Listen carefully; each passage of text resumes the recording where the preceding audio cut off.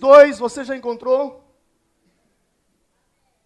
Versículo de número 4.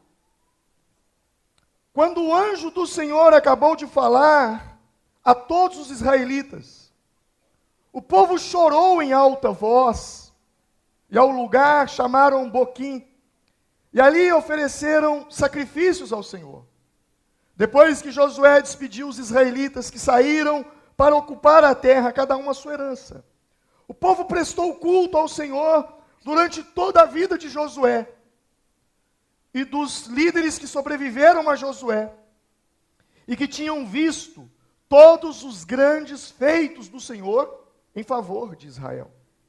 Josué, filho de Num, servo do Senhor, morreu com a idade de 110 anos.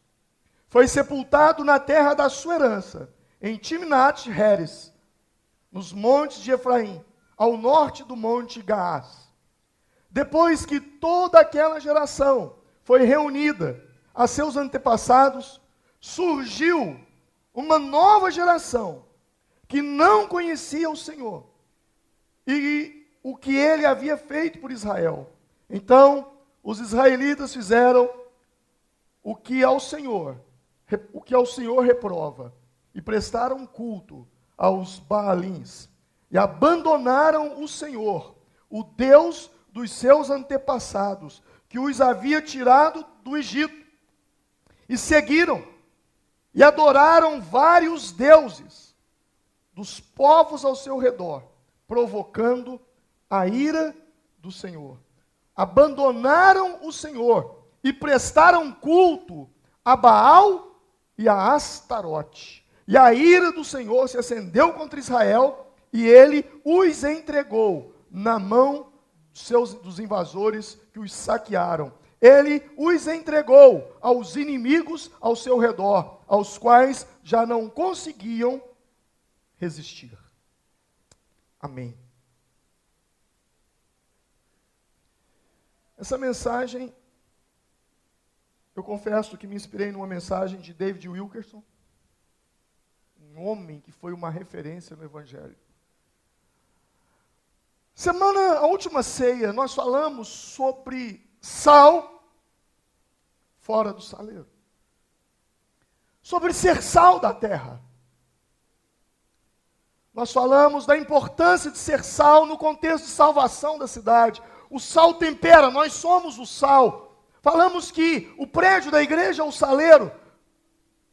E o sal não deve ficar dentro do saleiro. O sal deve ficar fora do saleiro, salgando, temperando. Mas quando o sal também perde o sabor, o sal se torna insípido e para nada mais serve, a não ser a ser pisado. Hoje eu quero falar um pouco sobre identidade. Porque quando o crente ele perde a identidade dele, de cristão, ele deixa de ser sal que salga e torna-se sal insípido. A maior tragédia que aconteceu no Éden, com Adão e Eva, foi a perda de identidade. Que começou com a perda do seu propósito. Porque quando os olhos se abriram, eles perderam o foco. Eles perderam o propósito. Eles esqueceram quem eles eram. Eles tiveram uma espécie de amnésia espiritual, se assim eu posso dizer. Eles não sabiam onde é que estavam, e nem sabiam de onde tinham vindo, e nem para que eles estavam na terra. E isso se assemelha a muita gente que não sabe até hoje o que está fazendo nessa terra. E quando eles perderam a identidade, quando eles perderam o propósito, quando alguém perde o propósito, quando alguém perde a identidade em Cristo, a primeira coisa que essa pessoa faz é acusações. Adão acusou Eva por ter caído. Eva acusou a serpente. Começou uma troca de acusações.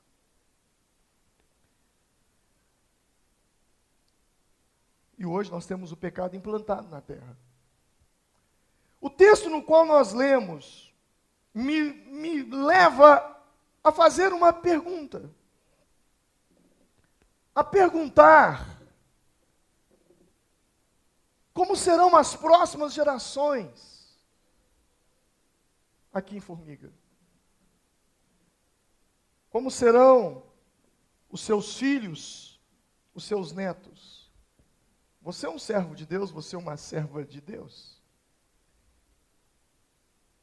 Você saiu do mundo, nós vimos agora mesmo uma irmã dando testemunho aqui, no telão aqui, que ela era espírita, que ela recebia entidades, que ela era médium de umbanda, de macumbaria, de candomblé, e se libertou. E nós vibramos com isso. Eu sei que você vibra com isso, porque você é salvo. Mas você consegue enxergar o seu filho servindo a Satanás? Você consegue enxergar o seu filho, o seu neto, fazendo bruxaria, se envolvidos com macumbaria, com magia negra? Você consegue imaginar a sua descendência envolvida com satanismo? Você consegue imaginar a sua casa? Você se converteu, você desfez dos ídolos, mas você consegue imaginar a sua próxima geração, os netos voltando com as imagens e tudo para dentro de casa novamente? É mais ou menos isso que Juízes está falando. O texto de Juízes está falando justamente sobre isso. Moisés liberta o povo do Egito, eles saem, desfazem dos seus ídolos, dos seus deuses, Deus opera milagres, abre o mar vermelho, coloca uma nuvem de glória para os cobrir durante o dia, uma coluna de fogo para os clarear durante a noite. Faltava pão, Deus mandava maná do céu, faltava comida, Deus mandava comida, os meninos iam crescendo, ficando velho, a roupa ia crescendo no corpo com eles. Eles viram o Jordão em enchente e o poder de Deus parando as águas, eles atravessando a seco. Eles viram as muralhas de Jericó caindo. Eles tomaram posse da terra prometida. E o texto de Juízes diz que a geração de Josué, eles viram os milagres de Deus. Mas Josué morreu. E ficaram os filhos da geração de Josué. E os filhos da geração de Josué também morreram. E veio uma outra geração. A geração dos bisnetos, dos netos. E a Bíblia diz que eles não conheciam ao Senhor e fizeram o que era mal aos olhos do Senhor e serviram aos deuses. Eles transformaram o tabernáculo de Deus em tabernáculo de deuses. A presença de Deus em Israel, eles começaram a clamar a imagens e ídolos, demônios. E Juízes diz que aquela geração foi castigada. Castigada. Eu pedi para colocar essas 3 cadeiras aqui, justamente para ilustrar as gerações. A primeira geração, a geração de Josué, ela andou com Deus. É a geração da cadeira 1. O povo que serviu ao Senhor. Eles viram a Deus. A Bíblia diz que eles experimentaram, eles viram os grandes feitos de Deus. Eles viram aqueles milagres acontecendo. Eles não só serviam ao Senhor, como eles experimentavam do Senhor. Eles tinham experiências com Deus. Eles podiam dizer: aconteceu comigo. Eu presenciei o milagre. Eu vi Deus fazer. A segunda geração é a geração dos filhos de Josué. Quando eu falo de Josué, eu falo daquela geração de Josué. Daquele povo que estava naquela idade. Aquele povo Eles eram diferentes desse povo aqui. Porque eles não viram, eles não experimentaram, eles apenas ouviam papai falar que Deus abriu o Mar Vermelho, que Deus parou o Jordão, que Deus fez as muralhas de Jericó caírem. Eles apenas ouviram. É uma geração que não buscava a Deus, por isso que eles não experimentavam. É a geração do papai ora por mim, mamãe ora por mim, eu não preciso orar. Era assim que eles viviam, de ouvir histórias do pai. A primeira geração experimentou Deus. A primeira geração serviu Deus. A primeira geração viu os milagres de Deus. A segunda geração, ela não orava. Não. Ela vivia das experiências, de ouvir as histórias de Deus. Eles viveram da energia espiritual dos seus pais. Porque aqui tem um pai que dobra o joelho. Aqui tem uma mãe que ora, que jejua, que consagra, que se envolve. Aqui tem uma geração que diz, eu não preciso orar, porque papai ora por mim. Mamãe é mulher de Deus, papai é homem de Deus. Sabe, irmãos, e como consequência, aqui nós temos uma terceira geração.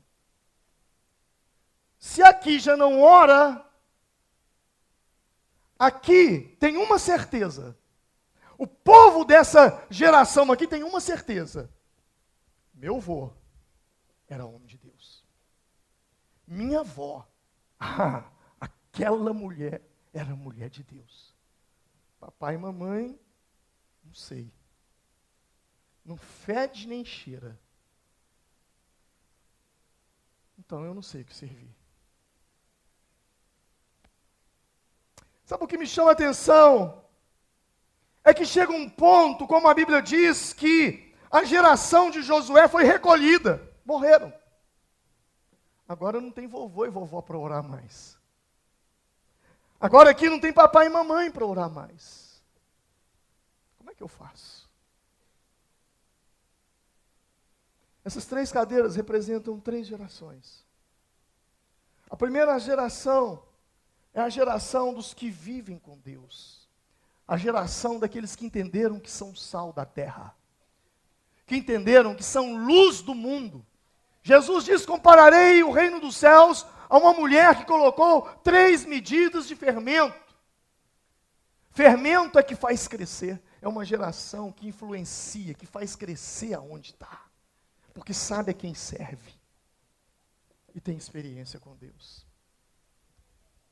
Porém, a segunda geração é uma geração que é sal, mas que não salga. É uma geração que é luz, mas está debaixo da cama. É uma geração que não influencia, mas é influenciado pela massa. Poderia chamar essa geração de consumidores espirituais. Vêm ao culto, até gostam, mas só isso. Não tem mais nada além disso. Não tem vida com Deus, não sabe o que é orar em casa, não sabe o que é experimentar milagres, porque não oram, porque não participam, porque não se envolvem.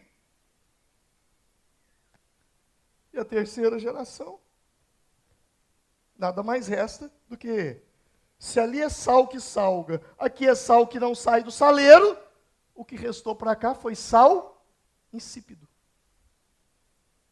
que é lançado fora e pisado pelos homens, conforme disse Jesus na sua palavra.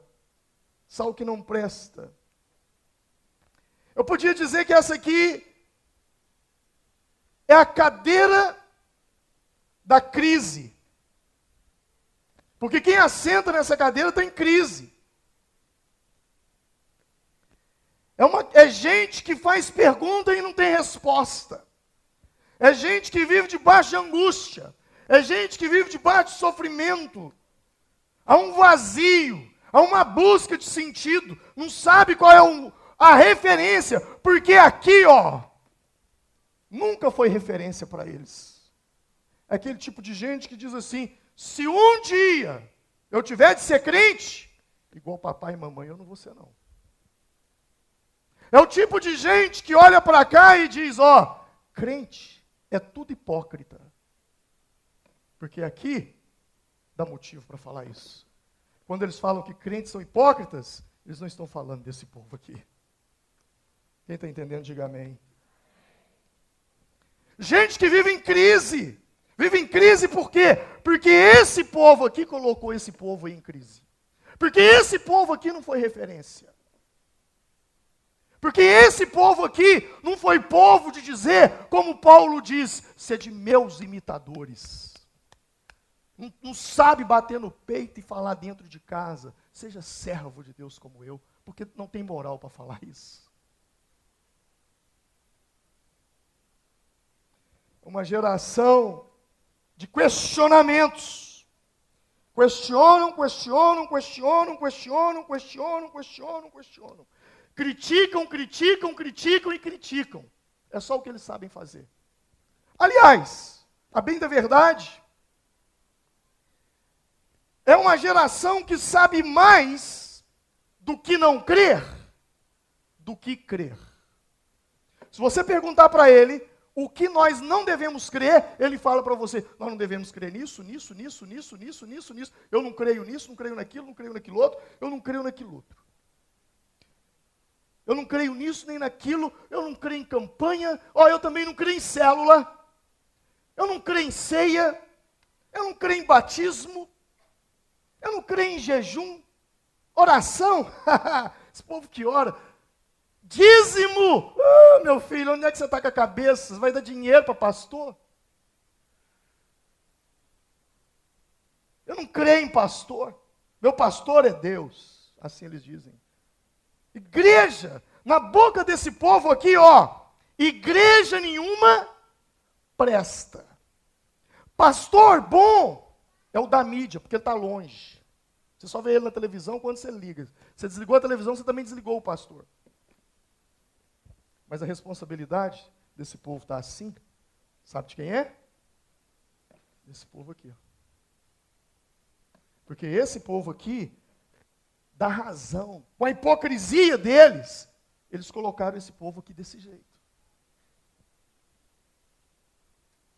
É um povo que sabe muito bem o que não deve crer.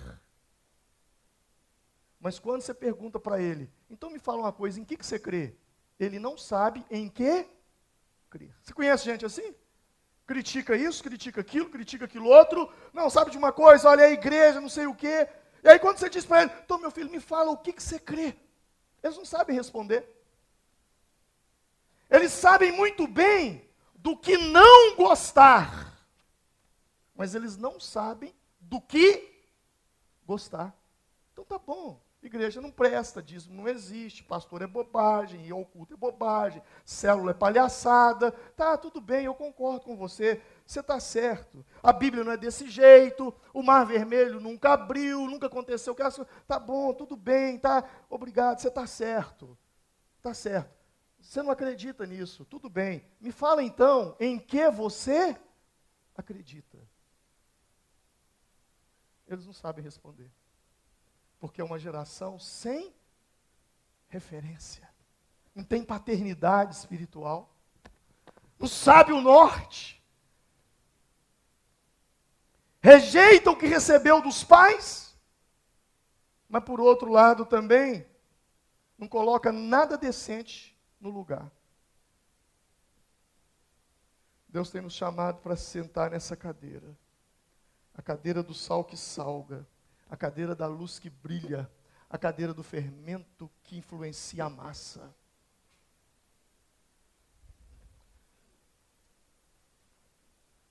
É estranho, porque o pessoal dessa cadeira aqui é o pessoal que diz assim, olha, primeiro Deus, depois eu. Já o pessoal dessa cadeira aqui é o pessoal que diz assim, primeiro eu, se sobrar tempo, Deus. E o pessoal dessa cadeira aqui, primeiro eu, segundo eu, terceiro eu, quarto eu e quinto eu. E o resto, que exploda. É o tipo de gente que, relacionamentos superficiais, faz amizade aqui, um pequeno desentendimento, descarta. Casa aqui, pequeno desentendimento, descarta. É a geração do descartável. Tudo descartável. Eu vou dar um exemplo da família patriarcal aqui. Abraão. Abraão é gente que sentou nessa cadeira. Nessa cadeira. Ele estava aí. Nessa cadeira. Por quê? Porque para Abraão, primeiro Deus, depois eu. Abraão, sai da tua terra e da tua parentela. Senhor, mas está tão confortável aqui. Mas, primeiro Deus, depois eu vou. Abraão, me dá o teu único filho. Senhor, é o que eu tanto amava, mas, tudo bem. Primeiro Deus, depois eu. É a geração do seja feita a tua vontade. É o que o Senhor escolheu, é o teu propósito. Não é a minha vontade, é o teu propósito, é a tua vontade. Não são os meus sonhos, são os teus sonhos. Não são os meus planos, são os teus planos. Os meus sonhos devem ser realizados quando eles se encaixarem nos teus sonhos. Os meus planos são frutos dos teus planos. Já a segunda cadeira. Nessa cadeira aqui, de Abraão, experiências com Deus, vida com Deus. Deus falava com ele. Já nessa segunda cadeira, Abraão, pai de Isaac. Quando você olha para a vida de Isaac, o que você sabe de Isaac? O que você sabe de Isaac? A única coisa que você sabe de Isaac é que Isaac foi filho de Abraão. Não fede, não cheira. Pesquisadores judeus dizem que Isaac foi filho de Abraão. Acabou. Só isso. Não tem nada para contar de Isaac. Aliás, tem. O milagre do casamento de Isaac. Casou-se com quem? Com quem? Rebeca. Que foi fruto da oração de quem? Do pai Abraão. Ah, não, ele teve uma situação lá dos poços que os filisteus entulharam. É verdade. Mas quem cavou esses poços mesmos? Abraão. Gente que vive na sombra do pai e da mãe. Porque não paga preço, não está disposto a ter vida com Deus. E, consequentemente, quem senta nessa cadeira aqui? Esaú. Jacó, enganador, usurpador, trapaceiro, enganador, mentiroso, que é o significado do nome. Mas eu quero falar de Esaú. Materialista, visava mais as coisas materiais, não tinha uma atitude espiritual, tanto é que vendeu a sua bênção da primogenitura. Por quê? Porque eu não acreditava nisso, é bobagem. Não acredito nisso não. Unção que transfere? O que é isso? Você não entendeu nada. Casou-se com mulheres estranhas, alimentou ódio pelo seu irmão Jacó, tentou matar seu irmão, é o filho de Isaac. Para não falar do outro filho de Isaac, que foi Jacó. Enganador, usurpador, mentiroso, enganou o pai, enganou o irmão, enganou o tio, mas se deu mal com Labão, seu tio. Até que um dia, ele resolve fazer uma oração. E é na oração dele, ele diz, Deus do meu pai, Abraão. Isaac não era referência. O Senhor prometeu a Abraão. O Senhor falou com meu avô. O Senhor falou que daria essa terra para ele, onde hoje eu estou. os filhos de Isaac, viveram em crise. Viveram em crise o tempo todo. A minha pergunta é, em que cadeira hoje, você, meu irmão, está assentado? Em que cadeira hoje você está sentado? Na primeira, na segunda ou na terceira? A primeira cadeira é aquela cadeira que você olha e você chama de homem de Deus, mulher de Deus. Porque quando você aproxima dele, você sente paz. Você vê que Deus está ali. O tempo todo trabalhando no reino de Deus, envolvido com o reino de Deus, fazendo a obra de Deus, ganhando alma, liderando o céu, abrindo casa de paz, ajudando seus pastores. Estão levando a obra de Deus. É gente que você olha, você sabe, você não precisa perguntar, você sabe. As atitudes, o comportamento fala, Deus está ali. É gente que ama Deus.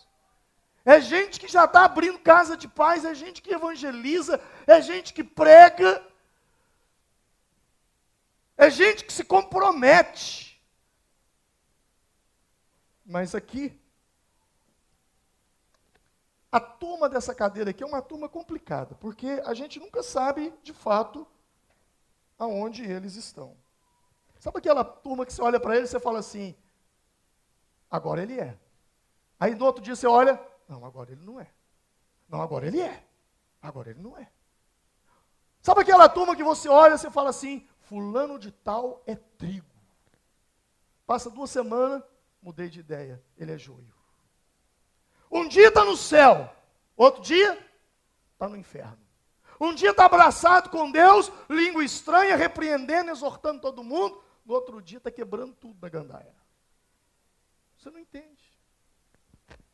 Um dia está lá, nós temos que ir para a igreja, temos que ser crente, temos que frequentar a célula, ser discipulado. No outro dia está lá, quer saber de nada. De que der eu vou, de que não der. Deus está comigo, importante é isso. Deus está aqui na minha casa, não preciso de igreja. Você nunca sabe. Você não sabe quando ele é trigo, quando ele é joio, você não sabe. Você não tem, ele não dá uma referência. É gente que você não sabe. E aí quando alguém pergunta para o filho dele, fala assim, como é que é? Seu pai é crente, né? Sua mãe é crente, né? Uai, mais ou menos. Ah, seu pai é lá da igreja batista? Não, agora ele está na presbiteriana. E aí, como é que está lá seu pai na presbiteriana? Não, agora ele está na Deus é amor. Aí passa um tempo, oi, seu pai, pede para orar por mim lá na Deus é amor. Não, agora ele está na mundial. É gente que não tem identidade. É tipo chuchu. O chuchu, se você botar ele perto da maçã, ele fica com gosto de maçã. O chuchu, se você botar ele perto da manga, ele fica com gosto de manga. Não tem identidade. Então, qualquer coisa que você pregar nele, cola. Você conhece crente assim? Só que o povo de fora fica olhando e fala assim, nossa, se for para não ficar mudando de religião, porque eles falam assim, não é isso? Igual o fulano fica, cada dia está numa, não dá. Não dá. E aí, com essas atitudes, ele coloca esse aqui, sabe em quê? Em crise. Esse aqui fica em crise. Porque ele não tem referência. Ele entra em crise. E aí ele olha para cá e fala, sabe esse negócio de Deus? Esse negócio de Deus, essa hipocrisia, eu fico vendo esse povo aqui, povo hipócrita. Lá na igreja é uma coisa, aqui em casa é outra. Na célula é uma coisa, no trabalho é outra. Gente que fica em crise. Fica em crise por quê? Por causa do pessoal da segunda. Esse povo aqui é um povo revoltado contra Deus. Mas é um povo revoltado contra Deus por causa desse povo aqui.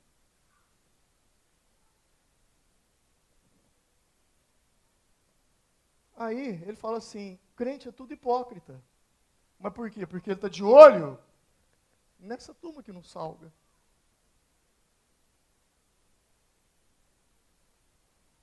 Que Deus nos ajude. Eu te faço uma pergunta. Em qual cadeira você está sentado? Com que cadeira você identifica? O que eu acho mais interessante no Evangelho e na bênção da igreja é que, se você está aqui, você pode vir para cá. Sabe o que eu acho mais interessante da gente frequentar a igreja? É porque cada dia que a gente vem no culto, a gente escuta uma coisa diferente. Hoje Deus está tratando com você de uma forma diferente, como Ele tratou do último domingo. Deus está sempre tentando trabalhar. A minha preocupação, irmãos, é que se nós não formos o povo dessa cadeira, vai acontecer conosco como aconteceu na Bíblia, no livro de Juízes. Imagina a nossa geração, por causa da nossa falta de comprometimento com a obra de Deus, de relacionamento com Deus, de viver as experiências com Deus, a próxima geração servir a Satanás declaradamente. Porque nós não fomos referência. Eu quero concluir dizendo o seguinte, que é hora de eu e você nos levantarmos da terceira cadeira, da segunda cadeira, e nos assentarmos na primeira cadeira, na cadeira do comprometimento, na cadeira do sal que salga, na cadeira da luz que é a luz do mundo, do fermento que influencia a massa, porque não basta ser uma igreja admirável, Deus tem nos chamado para ser uma igreja indispensável. Sal que sai fora do saleiro.